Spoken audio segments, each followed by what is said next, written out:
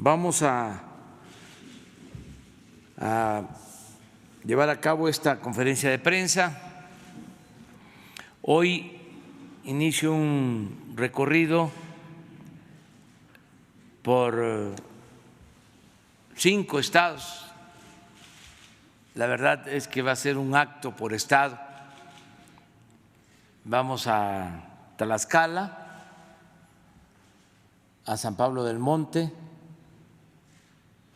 Aprovecho para informar que el gobernador que estableció el que no debía haber deuda en Tlaxcala fue Antonio Álvarez Lima, ahora director del Canal 11 del Politécnico. Y todos los gobernadores que han habido han cumplido con ese ordenamiento, y Tlaxcala es el estado que no tiene deuda porque está definido en la ley, en la Constitución.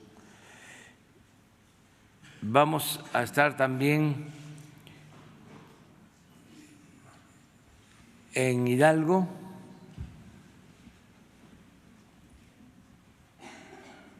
vamos a estar en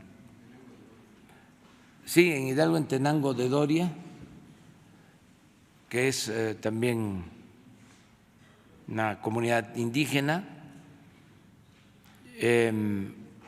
Vamos a Puebla, Pahuatlán, también comunidad indígena. Vamos a Chicontepec, Veracruz, Guayacocotla, Chicontepec es del otro lado, es el balcón de la Huasteca. Vamos a Guayacocotla y terminamos en Texcoco el domingo. Ese es el recorrido. Estamos visitando las comunidades de los pueblos originarios, las zonas más marginadas, pobres, abandonadas del país. Estamos recorriendo las regiones indígenas. Ya llevamos como 2 meses con estas giras. Vamos a continuar hasta terminar visitando las regiones donde están todas las culturas indígenas de nuestro país. Eso es lo que tenemos para el fin de semana y si les parece, abrimos para preguntas y respuestas. Quedaron pendientes Marco Antonio Olvera Jiménez, Carlos Pozos y Hans Salazar Castañeda. Como son 3 hombres, vienen después 3 mujeres. ¿Empezamos? Sí, presidente, buenos días. Marco Antonio Olvera, del diario digital Bajo Palabra. La iniciativa privada y los empresarios obviamente son una palanca de desarrollo para el país y en apoyo a su gobierno. Sin embargo, yo quiero preguntarle con el tema de Ricardo Salinas Pliego, quien es asesor empresarial dentro del gobierno que usted encabeza. El empresario debe 14,000 millones de pesos desde el 2006 con créditos fiscales a Banco Azteca y Electra. ¿Qué pasa con esos empresarios que se niegan a dejar las viejas costumbres de no pagar impuestos, presidente? Este reporte, según la Bolsa Mexicana de Valores y el Poder Judicial de la Federación, es el reporte que tiene de 14,000 millones de pesos que le debe al SAT desde el 2006 y hay un proceso legal en el que se niega a pagar. ¿Cuál es la posición de su gobierno con esos personajes? Bueno, hay que ver lo de las cantidades. No me atrevería a asegurar que eso es lo que debe esta empresa. No tengo el dato exacto. Se está llevando a cabo un cotejo de todos estos supuestos adeudos, saber exactamente si existe esta deuda a la hacienda pública, de cuánto es, lo que incluye créditos, lo que incluye litigios, de qué tipo de impuestos se trata. Se está haciendo eso, porque ya escuchamos y ya se ha dado a conocer de que existe esta enorme deuda, ¿no? Primero nos vamos a cerciorar de cuánto es realmente para tener un dato preciso. Yo les ofrezco que se va a informar sobre esto. Y lo que se hace en este caso, pues es que se actúa de conformidad con la ley, no hay condonación de impuestos, ya eso se terminó, está prohibido por la Constitución. La reforma al artículo 28 que promovimos va en el sentido de prohibir monopolios, que ese principio ya estaba, que en México están prohibidos los monopolios, y se agregó que se prohíbe la condonación de impuestos a altos contribuyentes. Entonces, se tiene que aplicar la ley. Nada más que tenemos que ser objetivos y partir de la realidad. Entonces vamos a informar sobre cuánto es en realidad esta cantidad que supuestamente se debe a la hacienda pública. Presidente, y otra segunda pregunta, voy a leer para ser más preciso. La primera ley de 1972 del Infonavit y el Fobiste estableció que los recursos de ambos fondos se devolverían a los trabajadores en un periodo de 10 años, si no obtenían un crédito de vivienda. Pero esto nunca ocurrió porque en el 83 se reformó la ley para que en lugar de dicha devolución se le entregara a los trabajadores el fondo acumulado cuando se presionaran, lo cual tampoco se cumplió. En 1992, con la creación del SAR, se estableció que se pagaría el valor presente del dinero y un interés anual tanto para el fondo del ahorro para el retiro como para el de vivienda, convirtiéndonos en contratos de depósito que según los códigos federales fiscal, de comercio y civil no pueden tener pérdidas. Sin embargo, en los gobiernos de Calderón y Peña Nieto, las AFORES reportaron pérdidas año con año y tan solo en el 2013 184,000 millones de pesos se perdieron en las AFORES. En el 2001 el ISSSTE y en el 2013 el Infonavit reconocieron que adeudaban el 5% de fondo de vivienda correspondiente al periodo 1972 a 1992. En 2019, en el primer año de su gobierno, fue uno de los pocos años que las AFORES no reportaron pérdidas. La pregunta, presidente, es si su gobierno está dispuesto a investigar las pérdidas reportadas por las AFORES y el aparente uso indebido que se le dio al dinero para el retiro de los trabajadores en los gobiernos neoliberales, y también si se analiza devolver a los trabajadores el 5% del Fondo de Vivienda correspondiente al periodo 1972-1992. Dos cosas sobre este tema de los AFORES. Primero, garantizar a los trabajadores que sus ahorros van a ser protegidos ante cualquier crisis económica, financiera. Son sagrados los ahorros. Eso es un compromiso que tenemos. Estamos pendientes de que no se pierdan los ahorros de los trabajadores. Lo segundo es revisar los rendimientos, ¿sí?, para que el trabajador reciba lo que aportó, que reciba lo justo una vez que se jubile y pase a retiro.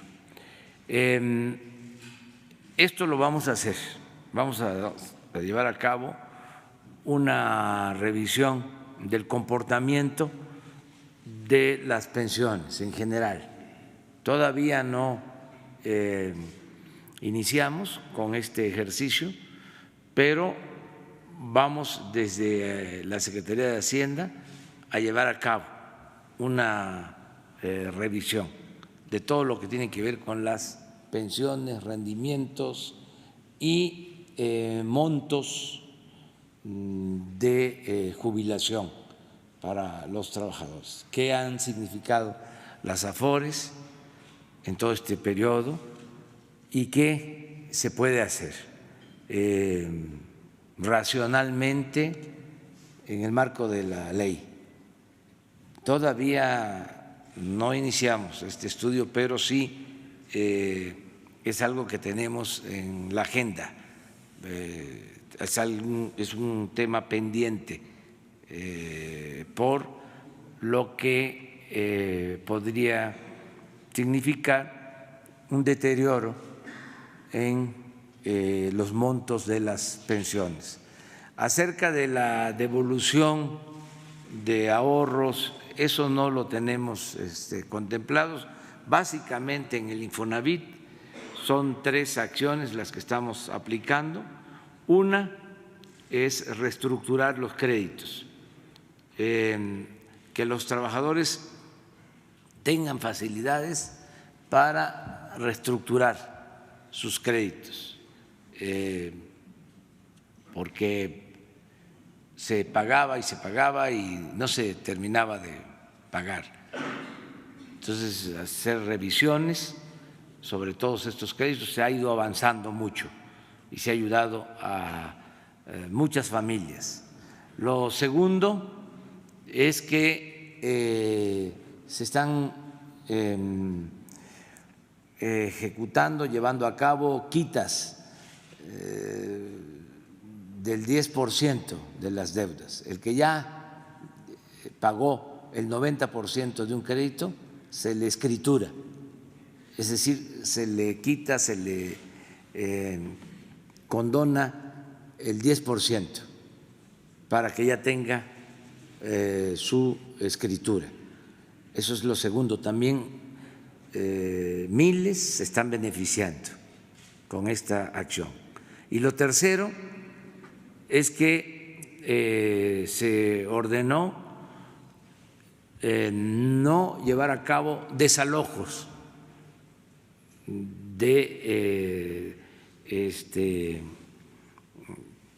familias de trabajadores que habitan en casas o en departamentos, porque había esa práctica de despojo, de desalojos. No estoy hablando de hace 20 años, estoy hablando de el gobierno anterior, que mediante triquiñuelas, abogados, coyotes, adquirían las llamadas carteras vencidas, llevaban a cabo algunos trámites jurídicos, ni siquiera notificaban al afectado en su domicilio, se daba de que se habían notificado, se daba por cumplido el procedimiento y se despojaba de sus casas. Luego esas viviendas, esos departamentos eran rematados. Estamos hablando de miles de departamentos. Entonces, eso está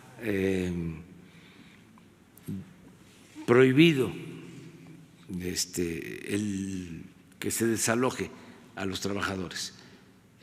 Y puedo probar que no se han llevado a cabo de esos desalojos. Pero el fondo que ahorraron esos trabajadores durante años y que no obtuvieron un crédito para obtener una casa, algunos ya fallecieron, sin embargo ese dinero está dentro del Infonavit. ¿Hay opción para que se les devuelva a los familiares o los que aún… Tendríamos que verlo. No podría yo ahora responder con elementos. Tendría que ver de qué se trata, ¿sí? Cómo está la legislación vigente. Le voy a pedir un informe al director del Infonavit. Gracias, presidente. Jefe del Ejecutivo de la Nación, Carlos Pozos, reportero de La Molécula Oficial. Buenos días para quienes nos ven y nos escuchan. Mi primera pregunta es esta. Parece poco tiempo, pero usted tiene frente a usted uno de los principales retos de su administración, que son las elecciones federales del 2021, donde se renuevan 15 gubernaturas, presidencias municipales y congresos locales. La pregunta es esta, señor presidente: ¿cuál es su proyección para Morena en triunfos en esta contienda?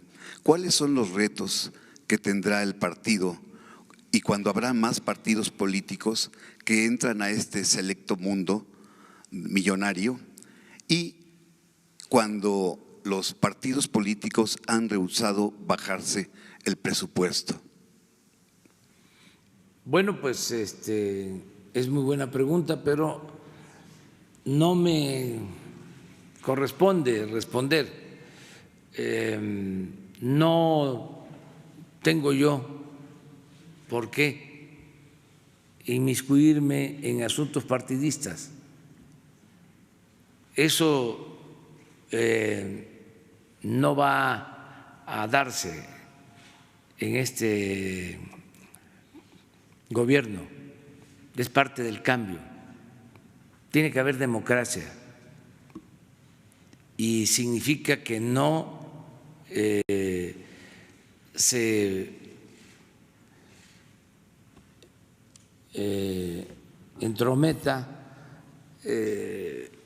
el presidente ni el gobierno en cuestiones partidistas. No corresponde al Ejecutivo Federal el meterse en procesos electorales. Yo desde que estoy aquí no he hablado con el presidente del INE, ni conozco, no tengo el gusto, no es que no quiera yo saber de él, pero no sé quién es el presidente del Tribunal Electoral, porque son asuntos que no nos incumben y no vamos a a meternos. Tiene que haber libertad y los militantes de los partidos son los que tienen que decidir sobre los candidatos y luego los ciudadanos de manera libre de decidir quién nos va a representar, ya sea en un cargo de elección para presidentes municipales, para gobernadores, diputados federales, diputados locales, pero no hay la intención de intervenir como era antes, las listas y el palomeo y el fraude y el uso del presupuesto para favorecer a candidatos. Imagínense si a nosotros nos robaron la presidencia con fraude y llegamos a la presidencia por la voluntad del pueblo, en elecciones limpias, libres, y que lleguemos a hacer lo mismo que nos hacían a nosotros. Y hablando de cambio, pues estaríamos iguales, ¿no?, que los que estuvieron antes, que no llegaron con la bandera del cambio.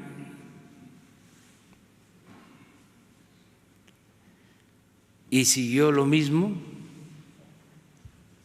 llegaron con la bandera del cambio, lo primero que hicieron, la primera elección, fue un fraude.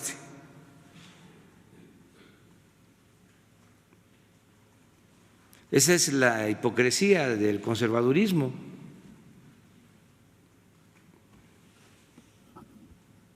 Siempre así. Entonces, nada que ver con los partidos.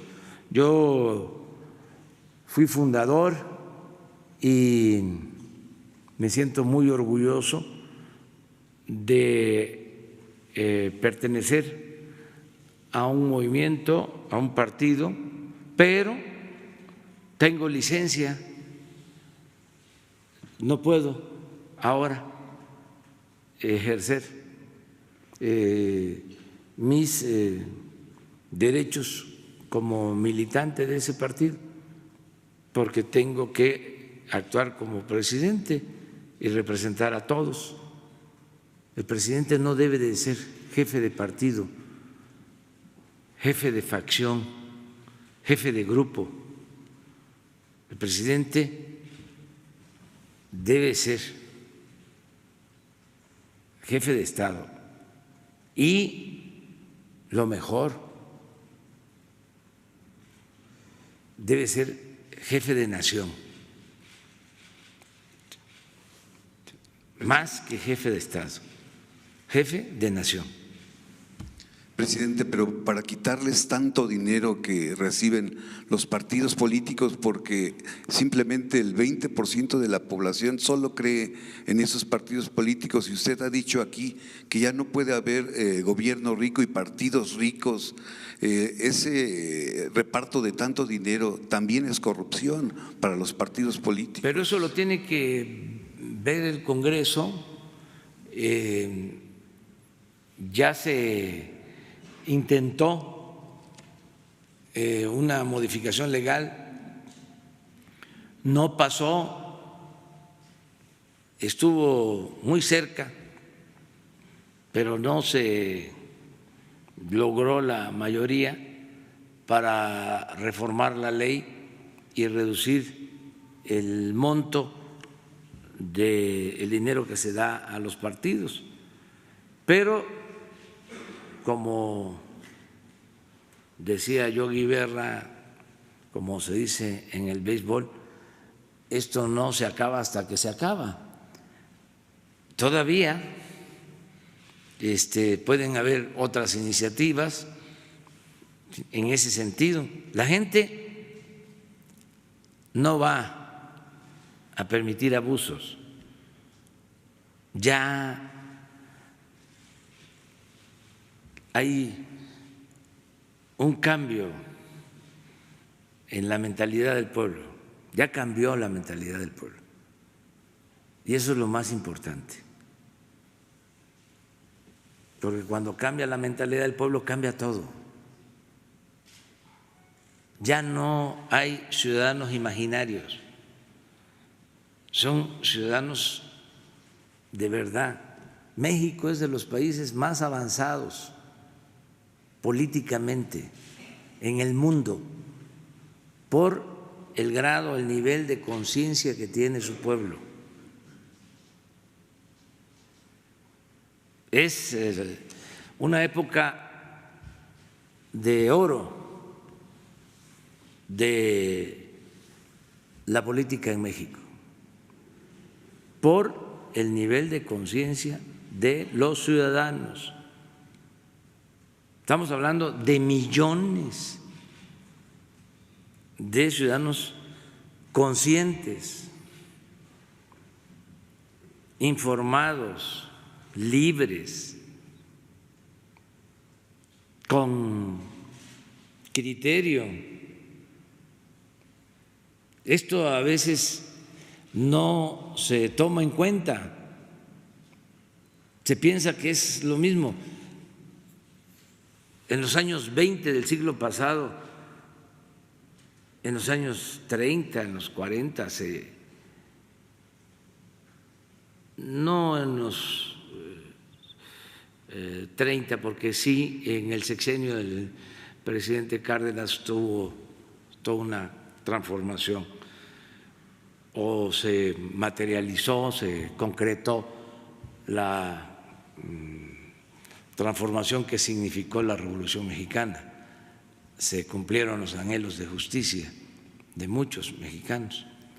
Pero antes se pensaba de que el pueblo no existía, no contaba, que la política era asunto de los políticos. El pueblo no sabía de política y por eso había que representarlo y por eso había que tutelarlo. Y acuérdense de cómo se hablaba de la borregada, no de los borregos. La caballada es una expresión porfirista que luego la utilizó el finado Figueroa, hablando de que la caballada estaba flaca, pero se pensaba que era fácil de manipular. Bueno, la pregunta que le hace Krellman a Porfirio en esa entrevista famosa es: ¿usted cree que el pueblo de México está preparado para la democracia? Y le contestó que sí, pero en el fondo él no tenía realmente vocación democrática. Tan es así que solo lo dijo y luego se religió. Y por eso alentó el movimiento armado, porque la gente le tomó la palabra. Por eso fue importante esa entrevista. Pero se decía que no estaba la gente preparada para la democracia. Es lo mismo que hicieron los tecnócratas en todo este periodo neoliberal. ¿Qué decían? Que la economía era asunto de los economistas. Que cómo iban a entender los ciudadanos lo que era el Producto Interno Bruto, lo que era el crecimiento, lo que era déficit, lo que era superávit, lo que era deuda, lo que era devaluación o el eufemismo de depreciación, que eso era muy complicado. Entonces, eso solamente se aprendía en las escuelas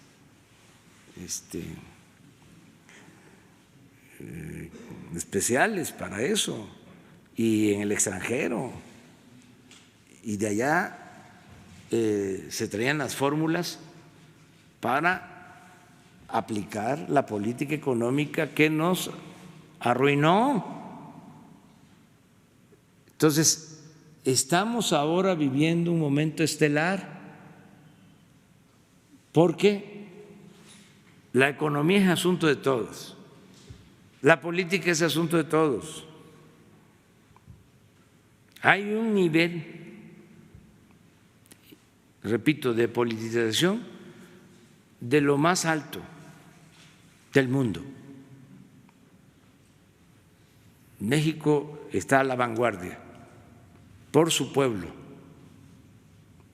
Entonces, por eso creo yo que hay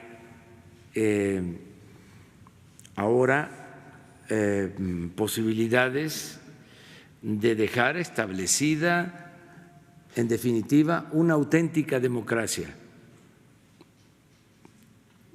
por el nivel de conciencia que hay en la gente.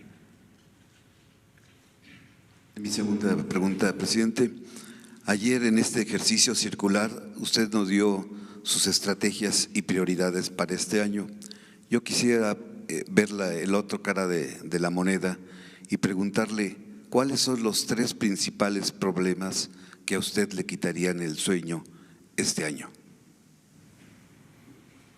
Mire,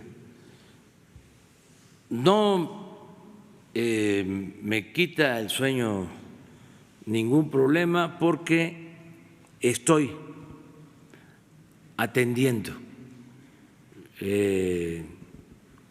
todo lo que pueda significar un daño a la población. Todo el tiempo estoy atento, atendiendo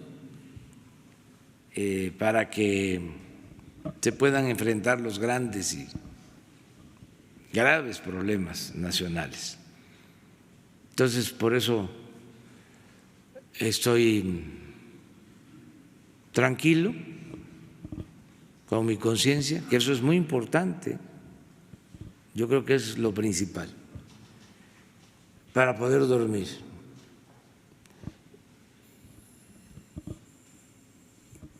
Cuando se atienden los problemas, lleva uno ventaja. Problema que se soslaya, como se dice coloquialmente, estalla. Si tenemos el problema de la inseguridad y de la violencia y no lo atendemos, pues se va a agravar o nos va a rebasar y se convierte en tragedia. Pero si está uno todo el tiempo atendiéndolo, puede uno hacerle frente. Claro, hay cosas que se pueden salir del control, que no dependen del todo de la actitud o el proceder de un gobernante, todo aquello que tiene que ver con la naturaleza. ¿Cómo lo evitamos?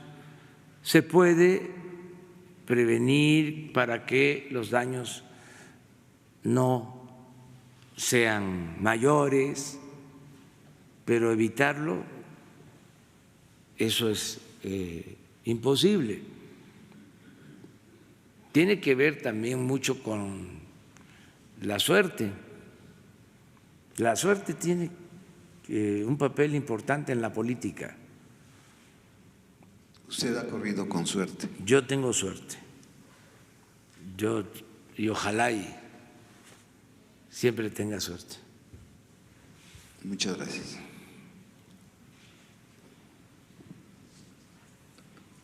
Buenos días, presidente.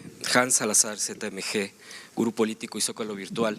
Quisiera exponerle un caso de empresarios del sureste mexicano, de impago, y quisiera ponerle un contexto. Chiapas es uno de los estados más pobres del país, no tiene industria y la mayoría de empresarios vive de la venta a los gobiernos municipales, estatal o federal. El empleo en su mayoría es generado por el gobierno, en segundo lugar por el magisterio y en tercer lugar por la iniciativa privada. El dejarle de pagar a los proveedores es estrangular la economía no solo del empresario, sino además una cadena que afecta en la economía de todo el estado. Dejar de pagar a los proveedores es provocar desempleo, inestabilidad económica y hasta inseguridad. Es por eso que le planteo que un grupo de empresarios de Chiapas se han estado quejando ante el órgano interno de control del ISSSTE, a propósito de que ayer precisamente usted hablaba de la salud de todos los mexicanos, que se va a implementar a través del INSABI, que ya está en pleno ejercicio. Y bueno, pues en este caso es el ISSSTE, en contra del delegado encargado ingeniero Óscar Pino Choy, que acusan que pues no les ha hecho caso y que derivado de esos adeudos, incluso pues los derechohabientes como las familias de estos empresarios han pasado por crisis de salud graves. Lo que le expongo a usted es si se puede atender a estos empresarios, puesto que incluso esto pone en riesgo, de acuerdo a dicho de ellos, insumos para los hospitales de Chiapas, pues ya que ellos son los proveedores, parte de proveedores de esta institución que es el ISSSTE, y obviamente la revisión de los órganos de control. En el caso del ISSSTE, no se ha tocado aquí en las conferencias de usted en el tema del INSABI ayer, del IMSS y del ISSSTE. Podría ser que se plantearan más temas, obviamente para mejorar, y obviamente en el tema de la salud, pues que ha sido y es fundamental para este gobierno. Le traigo los documentos para que, si me hace favor, se los pueda entregar a Jesús. A Jesús. Sí. Y le voy a pedir al director del ISSSTE que lo atienda, que lo vea este caso. Ok. Y aprovecho para pedirle precisamente a la gente que nos ayude en el tema de salud, en el propósito de mejorar los servicios de salud. Es pedirles que nos sigan ayudando como lo han venido haciendo, que en este 2020 sigamos todos empujando al elefante. Todos ayudemos. Y de manera especial que nos ayuden a combatir la corrupción. Cero corrupción.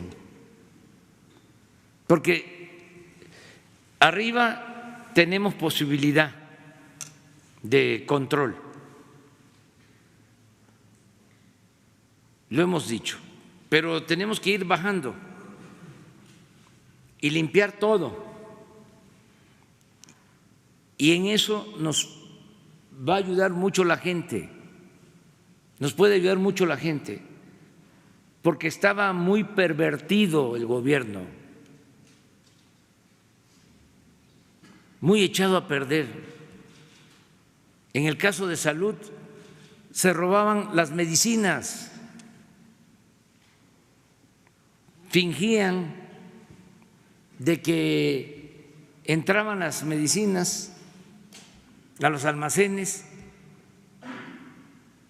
y esa medicina luego aparecía hasta con la marca del ISSSTE en las farmacias. Entonces, ¿cómo controlamos esto? con la gente, con los trabajadores, que nos ayuden, que desterremos la corrupción. Si no, va a costar más trabajo. No quiere decir que no se va a poder, porque de que se va a poder, se va a poder. Me canso ganso. Pero si tenemos el apoyo de la gente, avanzamos más, porque desgraciadamente bajó, la corrupción permeó y está metida abajo, en el sector salud y en otros sectores. Así como la mayoría de los trabajadores son responsables y honestos, hay quienes se dedican a amedrar en general. Entonces se requiere que todos ayudemos. Vamos a tener presupuesto suficiente para que no falten las medicinas. Yo calculo que vamos a destinar de 80 a 100 mil millones de pesos para comprar medicamentos y garantizar que se entreguen de manera gratuita los medicamentos a la gente que no tiene seguridad social, a la mayoría de los mexicanos, que se garantice el derecho a la salud. Y con ese dinero alcanza, si no hay corrupción. Entonces, eso por lo que corresponde a las medicinas, pero así en todo, en materiales de curación, que no se quede la medicina o los materiales de curación en las bodegas, echándose a perder, que los trabajadores, que los mismos ciudadanos avisen, denuncien, estén pendientes. Y vamos a buscar la forma también de reconocer a los buenos ciudadanos, a los que ayudan para que no haya corrupción, que de esa manera podamos sacar adelante al país. Ese es un llamado. Y vamos a ver esto de los proveedores. No tienen por qué estar funcionando los delegados, por ejemplo. Ya hay la instrucción de que no deben de haber delegados. Y aquí estás mencionando de que existe el delegado del ISSSTE. ¿Sí? Entonces tenemos que revisar todo esto, pero es un batallar diario.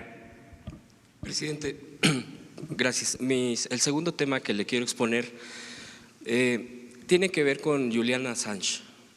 Él está recluido en Belmarsh, en Londres, Inglaterra, y bueno, pues por todos conocido, el fundador de Wikileaks. Precisamente él, aquí traigo uno de los libros de recopilación de Pedro Miguel, donde apartaba tan solo tres cables que tienen que ver con nuestro país. Uno de ellos, cuando el expresidente Calderón, en su entonces presidente, pues con el director de inteligencia de Estados Unidos, se quejaba de que era financiado usted en ese entonces por Venezuela, por Hugo Chávez. Incluso usted lo denunciaba que presentara pruebas, cosa que jamás hizo. Otro cable, por ejemplo, tiene que ver con la fallida guerra que él implementó y bueno, todos estos cables que vienen una muy buena recopilación en este libro. Y todo esto lo cito, y también hay otro muy interesante donde dice, y a propósito de todo lo que estamos viviendo y lo que usted ha planteado en estas mañaneras, en estas conferencias matutinas, que a pesar y sobre los derechos humanos, la guerra del narcotráfico iba. Igualmente, cables de la embajada norteamericana en nuestro país que revelaban todo eso.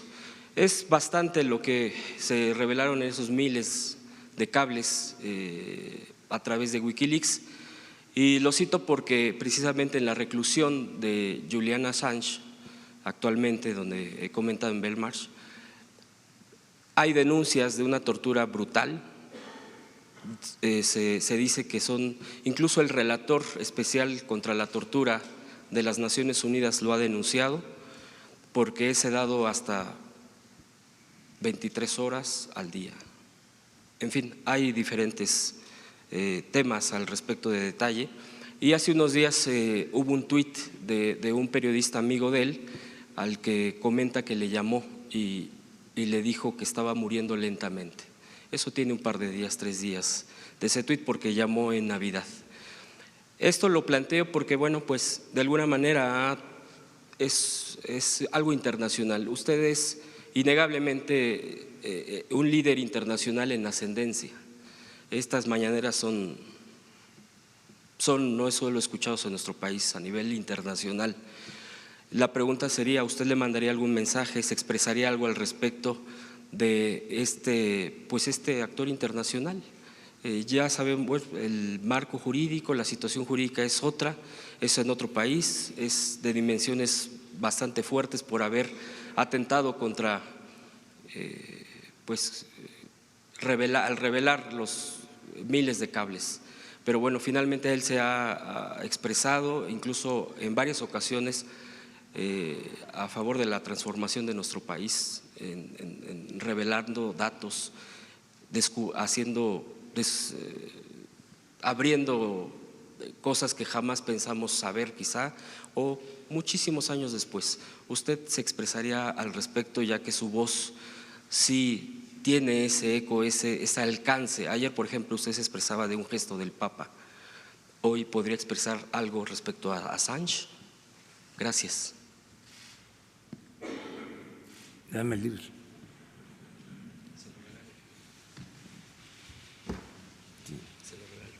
Vienen los tres, viene el apartado de las tres, ¿cómo se dice? Cables que le acabo de mencionar. Espero le guste su regalo. Sí.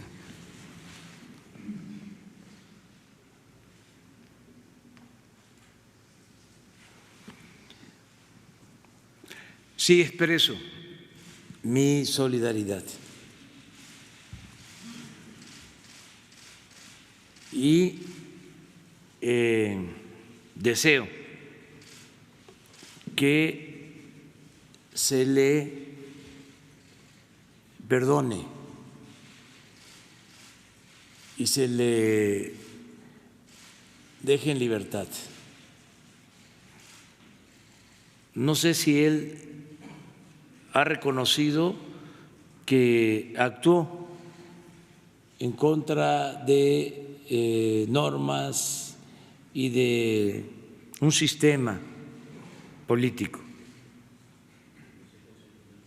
pero en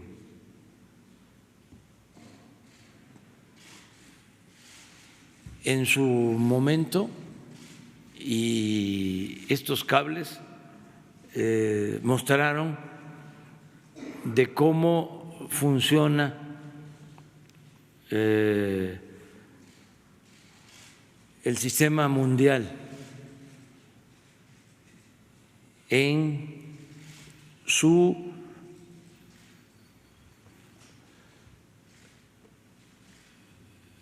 naturaleza autoritaria.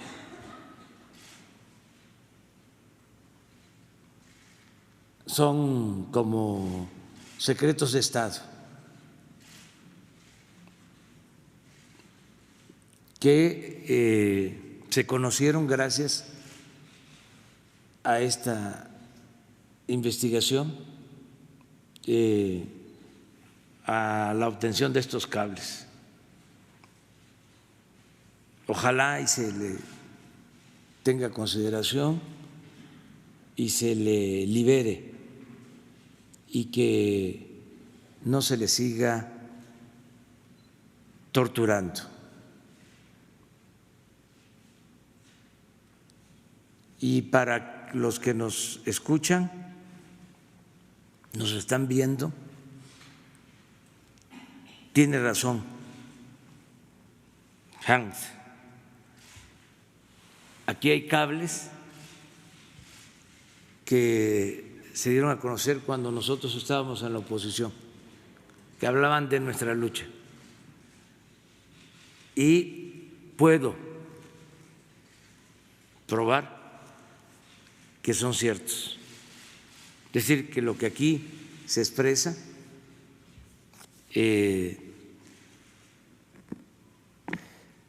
obedece a la realidad de ese entonces.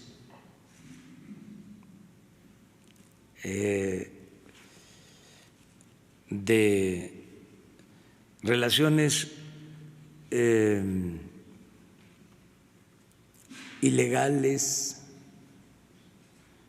de actuaciones ilegales, ilegítimas, violatorias de la soberanía, contrarias a la democracia, a las libertades, lo que aquí se expresa.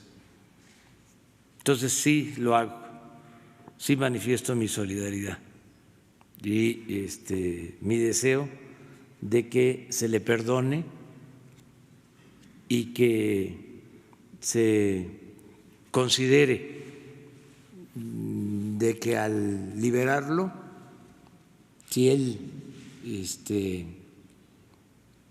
ofrece disculpa y se le libera, va a ser una causa muy justa en favor de los derechos humanos del mundo.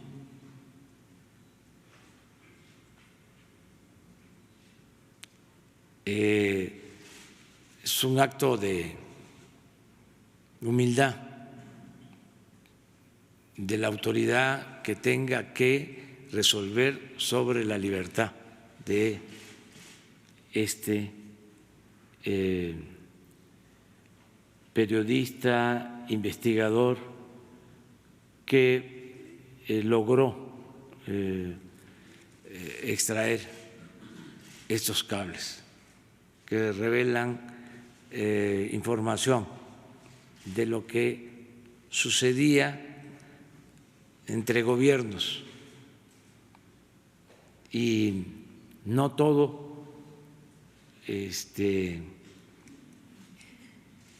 de lo aquí manifestado era legal. La mayor parte de las cosas aquí expresadas eran violatorias de la soberanía, de las libertades, repito, de la democracia. ¿Me lo das? Bueno. No puede uno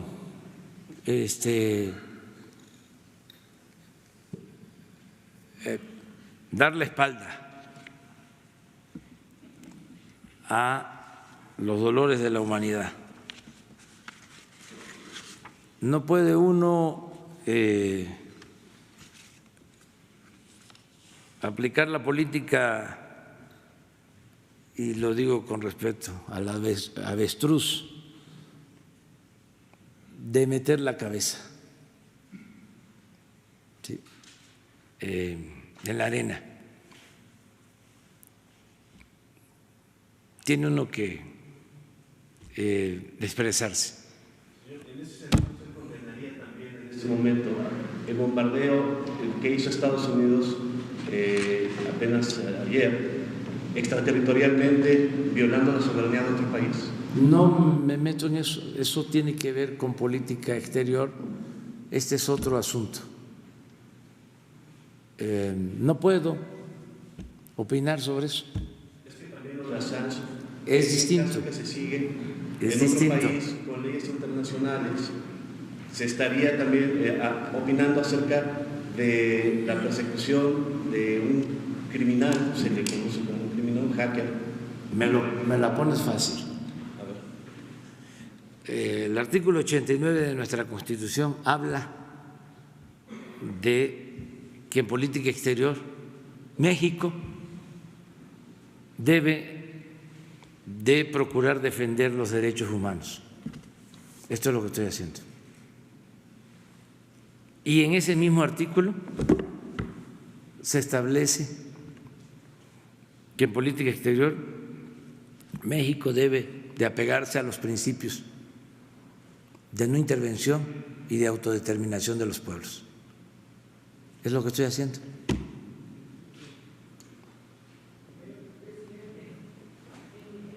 Ya salieron los ciudadanos a protestar en contra. Sí, extraterritorial de Estados Unidos. Sí, pero ya expliqué, nosotros no vamos a juzgar en estos casos porque no queremos que nadie intervenga en lo que corresponde a las decisiones de los mexicanos. Es un principio que siempre se ha aplicado en política exterior.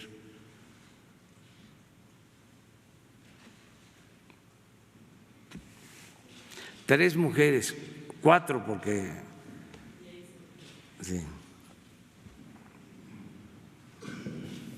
Buenos días, presidente. Yo quería preguntarle qué pasa con la producción de gas en Pemex.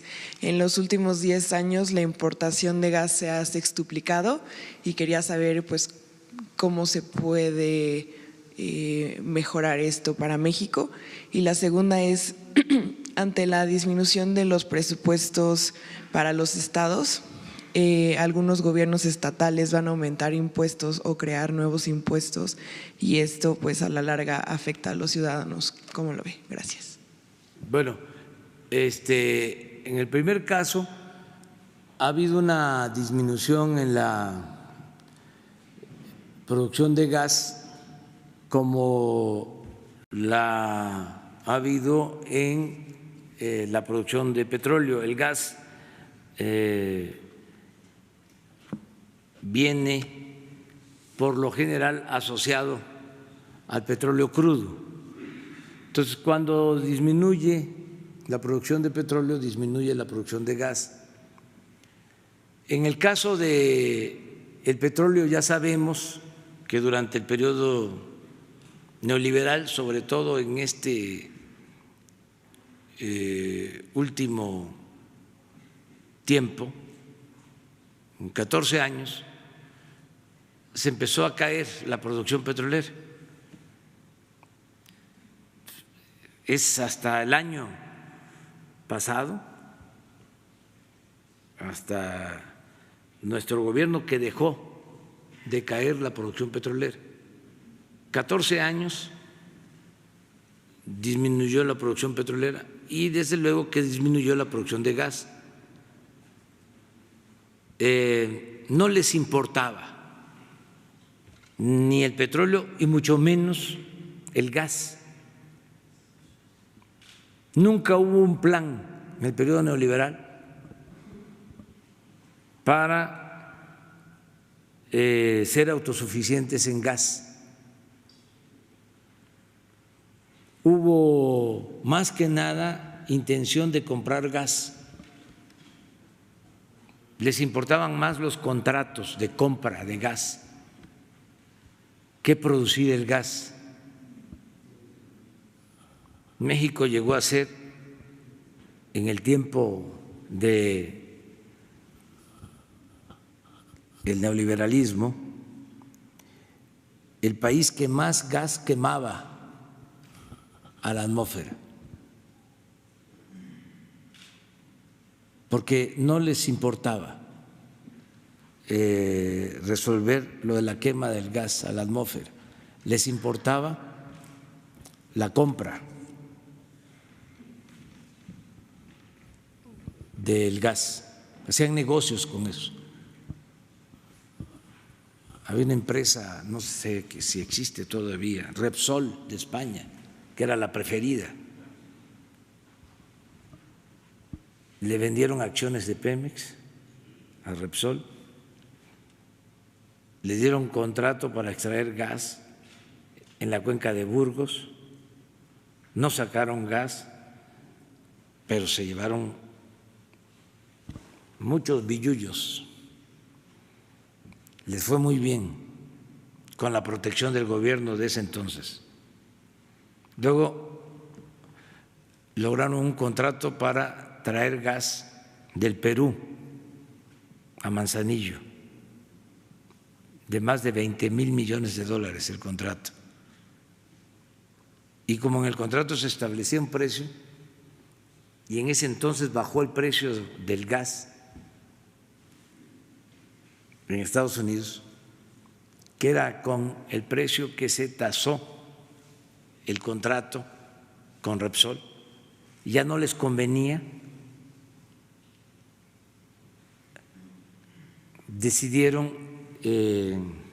incumplir con el contrato, pagar los posibles daños a Pemex, que he ordenado que se revise si en efecto se pagó, para deshacer el contrato y en qué consistió el pago de la indemnización a Pemex y a la Comisión Federal de Electricidad. Entonces, no había un plan. ¿Cuál es la situación actual? En efecto, no tenemos gas. Se dieron los contratos para construir los gasoductos y ahora se llegó a un acuerdo revisando esos contratos que estaban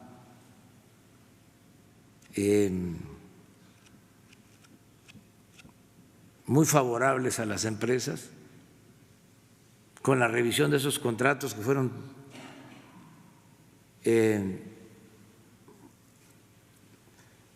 muy defendidos y al mismo tiempo nos criticaron mucho en los medios, no en todos desde luego, sino la prensa pues que defiende intereses. Logramos con la revisión de los contratos un ahorro de 4,500 millones de dólares. Afortunadamente ya se logró un arreglo y se va a tener gas, pero nos va a llevar mucho tiempo ser autosuficientes en gas. Vamos a tener que estar importando gas.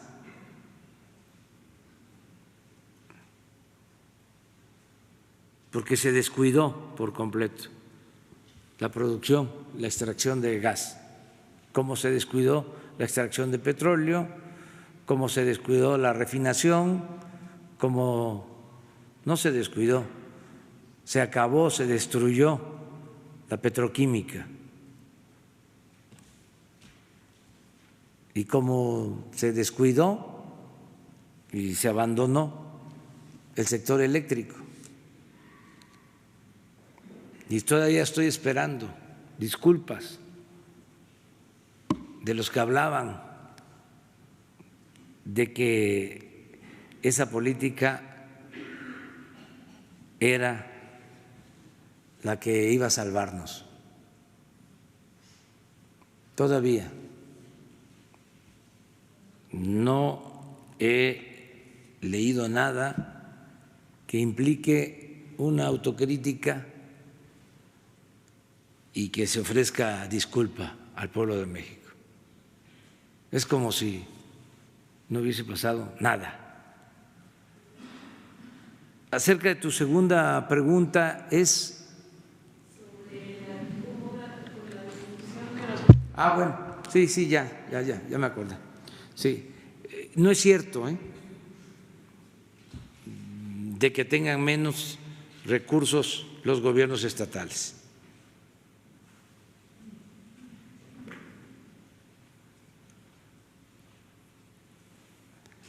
Eso es lo que algunos están diciendo. Se les entregaron los recursos que les corresponden por ley, las participaciones federales. No se vale que nos echen la culpa, porque ya ahora todo es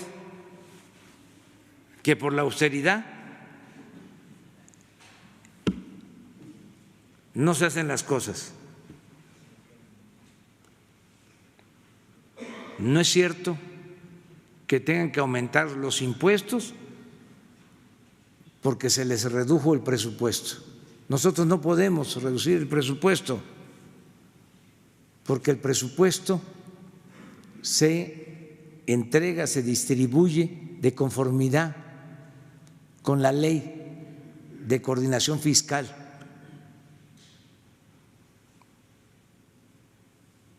Sería violar la ley. Si fuese cierto, estarían presentando denuncias en el Poder Judicial, controversias.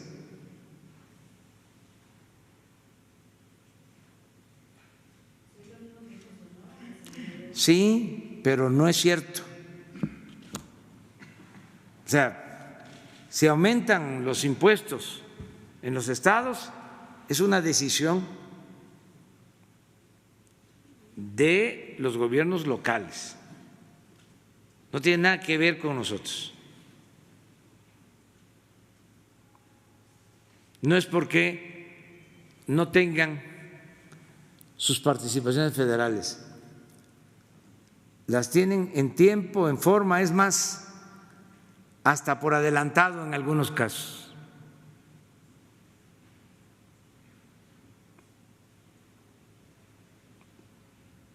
Es que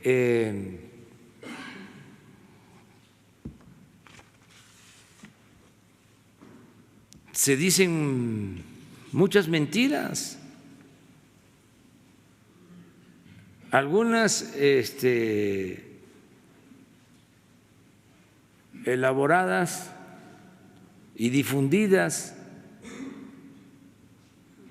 por los que cometen abusos y otras pues inventadas por nuestros adversarios y por los medios conservadores.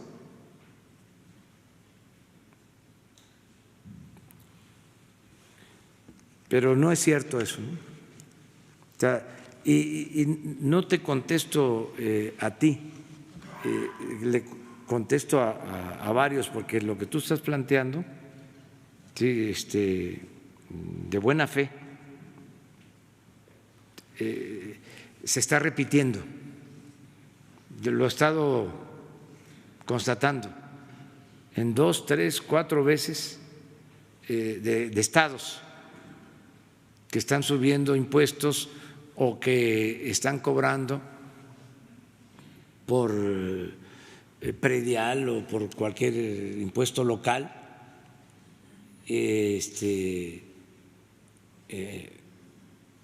esgrimiendo de que no tienen presupuesto porque no se les entregó o se les redujo el presupuesto que les correspondía por ley, y no es cierto.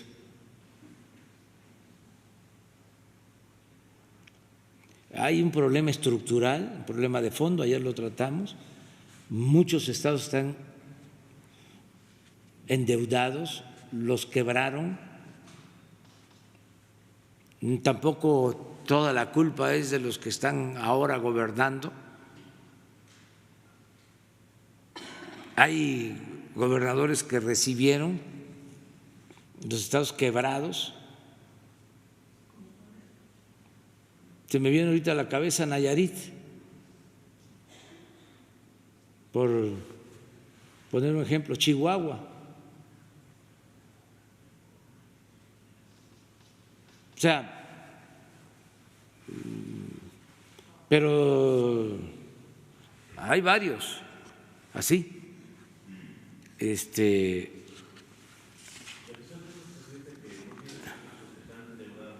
se les puede dar una ayuda extra por parte del gobierno federal? Les estamos ayudando en la medida de lo posible, pero nosotros tenemos compromisos también y lo que les estamos recomendando es que apliquen una política de austeridad republicana, porque en algunos casos hay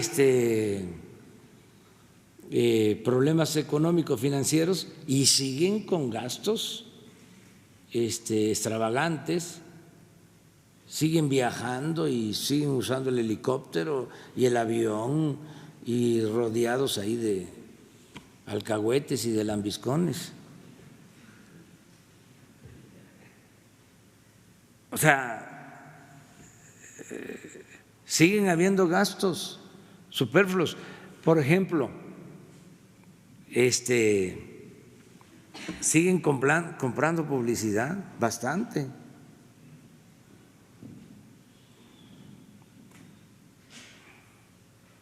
O sea que hay forma, pues, de ahorrar.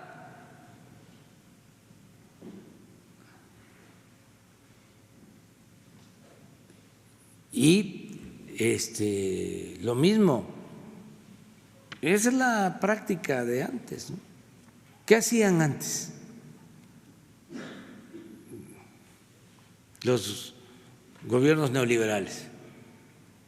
Deuda. ¿Qué no endeudaron? ¿Cuándo recibió más el país por la venta de petróleo al extranjero? En toda la historia. Muchísimo dinero.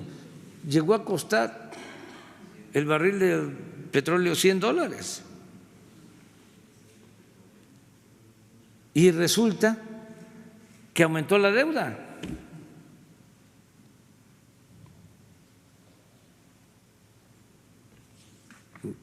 Entonces, ¿Sería reestructurar sus deudas?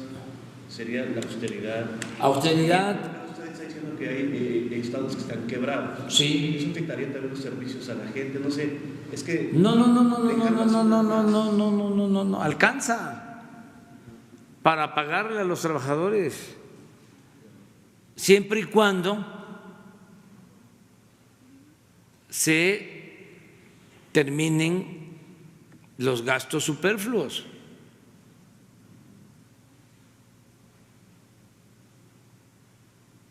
¿Qué tienen que tener asesores? ¿Qué tienen que tener consultorías? Pago en medios, avión particular, helicóptero. Nos ha costado trabajo vender el avión presidencial, porque el avión presidencial fue un fraude hasta la compra, porque es un avión que solo puede volar en distancias largas, de 5 horas, o sea, no es para usarlo en México. ¿Y qué hacían? Pues lo levantaban y lo bajaban en Toluca.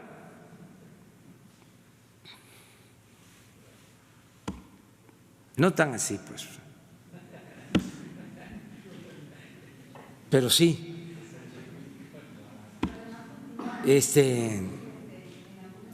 en estados muy cercanos, y imagínense, y un avión así de superlujo. Entonces sí hay formas, ¿no?, de ajustar el presupuesto.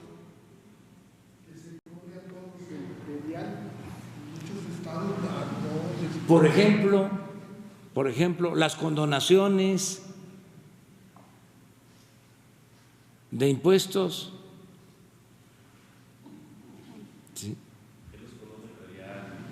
Sí, sí, hay empresas, sí, que no pagan, que tienen trato privilegiado. También eso, o sea, en algunos casos se presentaron denuncias, en otros no.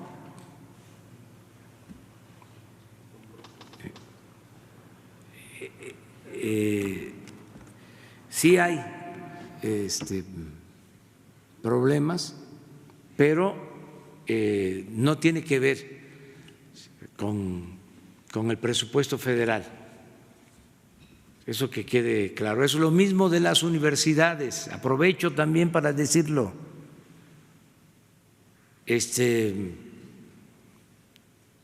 Mucho gasto superfluo. A los maestros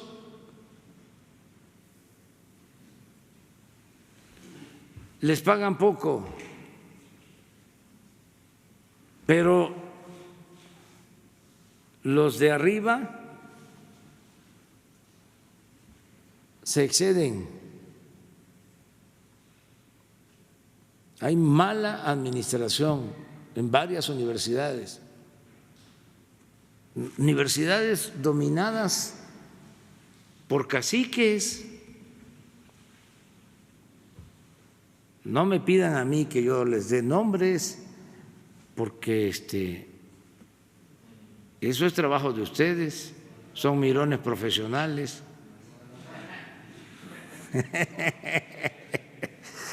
Pero eventos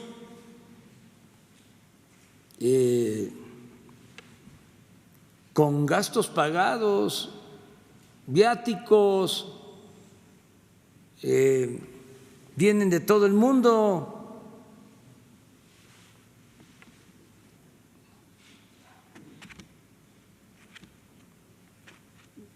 Congresos, seminarios, viajes. No hay control de nada.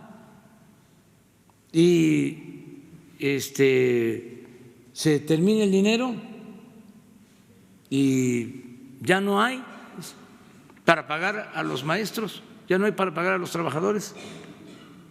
Tenemos que cerrar. Dame. No, no es dame. Si nosotros somos administradores de los dineros del pueblo y tenemos que cuidar el dinero de los ciudadanos, no porque si no estás en contra de la educación pública, no estoy en contra de la educación pública, estoy en contra de la corrupción, del derroche, de los abusos. Eso es lo que tiene que verse. Bueno, pues muy bien, nos vemos el lunes. El lunes, sí, apuntado. Federico. Faltaron puras mujeres y también Federico. Muy bien, muchas gracias.